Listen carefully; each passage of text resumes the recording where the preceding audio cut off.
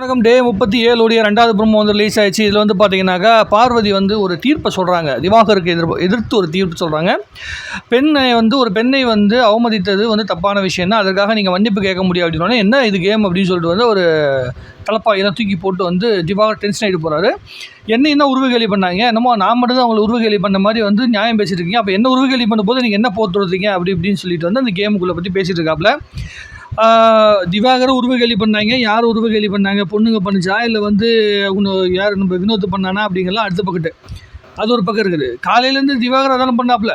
நம்ம ஆல்ரெடி முன்னாடி ஒரு வீடியோ போட்டிருக்கேன் பாருங்கள், அதில் கூட இருக்குது. திவாகர் வந்து காலையில் வந்து வினோத்தை வந்து அந்த சோதை திங்கிறான், நக்கி திங்கிறான், அதை பண்ணி திங்கிறான்னு சொல்லிட்டு வந்து அது ஒரு விஷயமாக பேசிட்டு இருந்தாப்புல. ஸோ அந்தாலும் பண்ணியிருக்காரு உருவகேலி, நிறைய இடங்களில் பண்ணியிருக்காரு. அதே மாதிரி உருவகேலி பண்ணுறதை விட அதுக்கு அடுத்த ஸ்டேஜ் ஒன்று போயிருக்கிறாரு. அவர் என்ன பண்ணியிருக்காருன்னா, அவனுடைய வளர்ப்பை பற்றி பேசுகிறது, வளர்ந்த விதத்தை பற்றி பேசுகிறது அப்படிங்கிற விஷயத்தான் திவாகர் நிறைய பண்ணியிருந்தாப்புல. இப்போ அந்த ஆளுக்கு யாரோ ஒருத்தவங்க வந்து பின் பாயிண்ட் பண்ணி சொல்லும்போது அந்த ஆளுக்கு கோவம் வந்துடுது. ஸோ அது வந்து கண்டென்ட்டாகவும் மாறி போயிடுது. இப்போ என்னென்னா பார்வதி வந்து அதை கொஞ்சம் நியாயப்படுத்தி, ஏதோ திவாகரை கொஞ்சம் மேக்கப் பண்ணி கொஞ்சம் புரிய வைக்க முயற்சி பண்ணலாம் அப்படின்னு சொல்லி முயற்சி பண்ணுது. பட் ஆனால் போஸ்டிங்கில் உட்காந்துருச்சே, அதை ராணி போஸ்டிங்கில் உட்காந்துருச்சு, வேறு வழி கிடையாது. அதனால் வந்து பேசி சமாளித்து தான் ஆகணும், இதை ஃபேஸ் பண்ணி தான் ஆகணும். அப்படிங்கிறனால ஃபேஸ் பண்ணி ஏதோ ஒரு உருட்டி இருக்குது. இது எங்கிட்டு போய் நிற்க போகுது, என்ன லெவலில் போய் நிற்க போகுது அப்படிங்கிறத பொறுத்துன்னு தான் பார்க்கணும். ஆக இந்த டாஸ்கில் இப்போ தான் கொஞ்சம் எல்லோரும் உட்காந்து பாட்டு பாடிக்கிட்டு உருண்டு கிடந்தானுங்க. இது வரும்போது இது என்ன மாதிரியான இம்பேக்டை உருவாக்குது அப்படிங்கிறது தெரியணும். பட் ஆனால் திவாகருக்கு நேரம் நெருங்கி கொண்டு இருக்கிறது அப்படிங்கிற மாதிரி எனக்கு தோணுது. கேம் இவங்களுக்குள்ளே வந்து சரியாக கேம் ஆட முடியாமல் திவாகர் தவிக்குங்கிற மாதிரி எனக்கு தோணுது.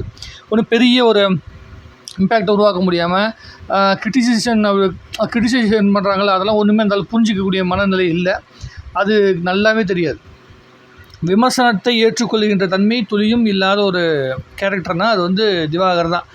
அதாவது அந்த ஆளுக்கு என்ன புரியுதுன்னே தெரிய மாட்டேங்குது, கேமே புரிஞ்சுதான்னு தெரில. சரி, ஏதோ விளையாட்டுத்தனமாக ஏதோ கண்டென்ட் பண்ணிட்டு இருப்பார் அப்படின்னு சொல்லி பார்த்தோம்னா, அந்த ஆங்கிளில் பார்த்துட்டு இருந்து கொஞ்சம் லூஸில் விட்டோம்னா, சில இடங்களில் கோவப்படுறதும் சில இடங்களில் பயன்படுத்திக்கின்ற வார்த்தையும் தான் வந்து பார்த்திங்கன்னா ஒரு ஜோக்கர் மாதிரி வெளியே போர்ட்ரேட் பண்ணியிருக்கோம் அப்படிங்கிற அந்த ஒரு தாட் ப்ராசஸில் இருந்துக்கிட்டு என்ன வேணாலும் நம்ம பேசலாம் அப்படிங்கிற மனநிலைக்குள்ளே வந்து திவாகர் நடந்துகிட்டு இருக்கிற மாதிரி தோணுது. பார்வதிக்கு அது இன்னும் தெளிவாக புரிய ஆரம்பிக்கும் அப்படின்னு நான் நினைக்கிறேன். இன்னி கொஞ்சம் இந்த விஷயம் நடந்திருக்குல்ல, இதை பார்க்கும்போது பார்வதிக்கும் சில தெளிவுகள் வந்திருக்கும் அப்படின்னு நான் நம்புகிறேன். பார்க்கலாம் இது எந்த லெவலில் குறைக்க போகுது அப்படின்னு சொல்லிட்டு பார்த்துட்டு இன்னும் டீட்டெயிலாக உட்காந்து பேசுவோம். உங்களுக்கு என்ன தோணுது? திவாகர் பண்ண சரின்னு தோணுதா, இல்லை வந்து அவங்க பேசியிருக்கிறது வேறு என்ன பேசியிருப்பாங்கன்னு உங்களுக்கு தோணுதான்னு நீங்கள் என்ன யோசிக்கிறீங்க அப்படிங்கிறது கமெண்ட் எழுதுங்க. நானும் போய் லைவில் என்னென்னு பார்க்குறேன்.